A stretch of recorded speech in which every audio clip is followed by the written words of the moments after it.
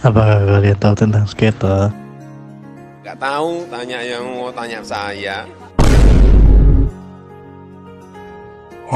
Pengertian sengketa merujuk pada situasi ketika ada konflik, perbedaan pendapat, atau perselisihan antara dua pihak atau lebih yang tidak dapat diselesaikan secara damai atau melalui kesepakatan.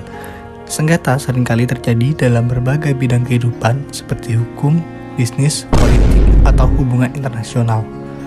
Macam-macam sengketa. Terdapat banyak macam sengketa, diantaranya adalah sengketa hukum, terkait dengan pelanggaran hukum atau perbedaan interpretasi hukum antara pihak-pihak yang terlibat. Contoh sengketa hukum termasuk perkara perdata, perceraian, perjanjian bisnis yang bermasalah, atau sengketa hak kepemilikan. Sengketa internasional timbul antara negara-negara atau lembaga internasional dalam hal perbatasan, wilayah, sumber daya alam, atau kepentingan politik. Sengketa kepemilikan intelektual terkait dengan hak cipta, merek dagang, paten, atau hak kekayaan intelektual lainnya. Apakah kalian tahu persengketaan wilayah yang terjadi di Pulau Sebatik, Kalimantan Utara? Sengketa perbatasan dengan Malaysia di Pulau Sebatik, Kalimantan Utara juga masih menjadi perhatian serius pemerintah. Untuk diketahui, wilayah Pulau Sebatik di bagian utara merupakan wilayah negara Malaysia, sedangkan wilayah bagian selatan termasuk teritorial Indonesia. Di pulau ini tidak ada borderline atau garis perbatasan yang benar-benar jelas. Perbatasan antara Indonesia dan Malaysia di Pulau Sebatik hanya berupa patok.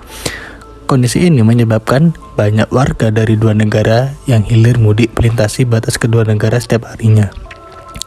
Pemerintah pun hingga kini terus mengupayakan penyelesaian perihal garis lintas batas di Pulau Sebatik agar menjadi lebih jelas dan kuat secara hukum internasional. Berikut adalah latar belakang mengenai Pulau Sebatik. 1. Geografi. Pulau Sebatik memiliki luas sekitar 452,2 km persegi dan terletak di Selat Makassar yang memisahkan Pulau Kalimantan dengan Pulau Sebatik.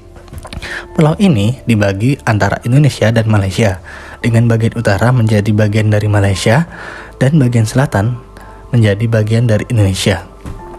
2. Penduduk. Pulau Sebatik dihuni oleh masyarakat dari berbagai etnis dan budaya. Di Indonesia, terutama di Kalimantan Timur, penduduk Sebatik mayoritas adalah suku Dayak dan Tidung. Di Malaysia, terutama di Sabah, terdapat beragam etnis seperti Bajau, Suluk, dan Kadazan Dusun. 3. Potensi sumber daya alam. Pulau Sebatik memiliki potensi sumber daya alam yang signifikan, termasuk kekayaan hutan, keanekaragaman hayati, dan kemungkinan sumber daya alam di bawah laut seperti minyak dan gas. Potensi ini dapat menjadi faktor penting dalam sengketa terkait klaim eksplorasi atau eksploitasi sumber daya di pulau tersebut. Pulau Sebatik memiliki latar belakang yang penting dalam konteks perbatasan dan keragaman budaya di wilayah tersebut. Namun, penting untuk mencatat bahwa informasi yang lebih rinci atau pembaruan terkait dengan situasi terkini di Pulau Sebatik dapat ditemukan melalui sumber berita terpercaya atau pihak wewenang terkait.